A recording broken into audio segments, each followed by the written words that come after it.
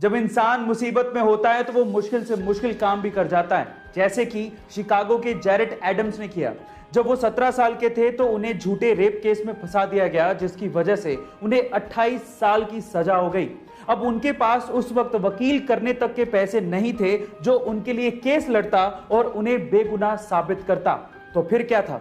Jail में रहते हुए जैरेट ने वकालत की पढ़ाई की और अपना केस खुद लड़ा और 8 साल में अपने आप को बरी करवा लिया और आज जैरेट एक जाने माने वकील हैं। गाइस, आपको ये कहानी सुन के कैसा लगा चैट सेक्शन में जरूर लिखिएगा और ऐसी अमेजिंग वीडियोस के लिए यूट्यूब पे हमारे चैनल को सब्सक्राइब कर लीजिए। वो बचपन से ही बोलने में हकलाता था, इसलिए उसे स्कूल जाने तक में डर लगता था क्योंकि उसके स्कूल के सारे दोस्त उसे चिढ़ाया करते थे।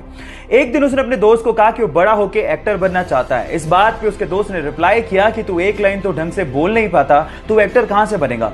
ये बात उसके दिल को लग गई और तब उसने स्पीच थेरेपी करने की सोची और धीरे धीरे इंप्रूवमेंट भी आने लगी। इसके एक्टर बनने की बात उसके डायरेक्टर पिता को भी पता थी, लेकिन वो इस पक्ष में नहीं थे। लेकिन एक दिन पिताजी जब कहो ना प्यारे की स्क्रिप्ट लेके शाहरुख खान के पास गए तो उसने उसे करने से मना कर दिया।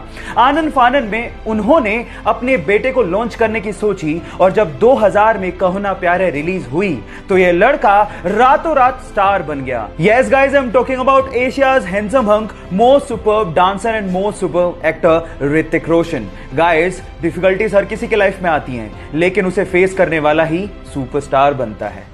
आईपीएस के फाइनल इंटरव्यू में पहुंचे एक बंदे को अंग्रेजी भाषा में थोड़ी प्रॉब्लम थी, तो इंटरव्यूअर ने उन्हें कहा कि तुम्हें अंग्रेजी नहीं आती, तुम प्रशासन कैसे चलाओगे। तो बंदा सोच में पड़ गया। तो इतने में इंटरव्यूअर ने कहा कि कोई बात नहीं, पानी पी के जवाब दे दो। तो उस बंदे ने सोचते हुए कहा कि सर मैं पानी नहीं पी सकता। तो इंटरव्यू ने कहा कि क्यों नहीं पी सकते। तो उसने कहा कि ये पानी मैं इसलिए नहीं पी सकता क्योंकि ये कांच के ग्लास में है, मुझे स्टील के ग्लास में पानी पीना है। तो इंटरव्यू को गुस्सा आ गया। उसने कहा कि पानी का ग्लास से क्या लेना देना। तो उस बंदे ने कहा कि सर यही तो मैं कह रहा हूं, जैसे कि पानी इंपॉर्टेंट है, ग्लास नहीं, वैसे ही मेरी कार्य शक्ति इंपॉर्टेंट है, भाषा नहीं। और फाइनली इस जवाब के बदौलत उनका सिलेक्शन हो गया और ये रियल घटना और उस बंदे का नाम है आईपीएस मनोज कुमार शर्मा। गाइज, आप लोगों का इसके बारे में क्या सोचना है चैट सेक्शन में लिखना मत भूलिएगा। गाइस, बॉलीवुड के जैसे ही साउथ इंडियन फिल्म इंडस्ट्री को टॉलीवुड कहा जाता है और महेश बाबू टॉलीवुड फिल्म इंडस्ट्री के प्रिंस कहलाते हैं। गाइस, उनका बहुत ही ह्यूज फैन बेस है साउथ इंडियन इंडस्ट्री में।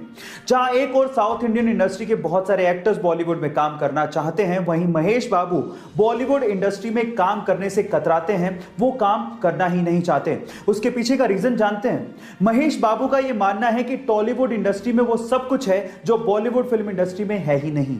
इवन संभावनाएं टॉलीवुड फिल्म इंडस्ट्री में बहुत ज्यादा हैं और उनका यह भी मानना है कि जब टॉलीवुड में वो प्रिंस हैं तो बॉलीवुड में वो बिगनर की तरह रोल्स के भीख क्यों मांगे।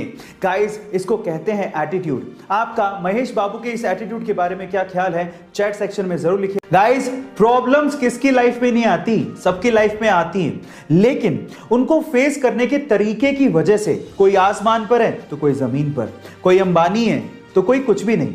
चलो मैं इसको एक सिंपल एग्जांपल से समझाता हूं, जरा ध्यान से समझिएगा। क्या आपको पता है कि जब बारिश होती है तो जहां एक और सारे पक्षी अपने छिपने की जगह ढूंढ रहे होते हैं, वहीं पे बाज बादलों के ऊपर चला जाता है।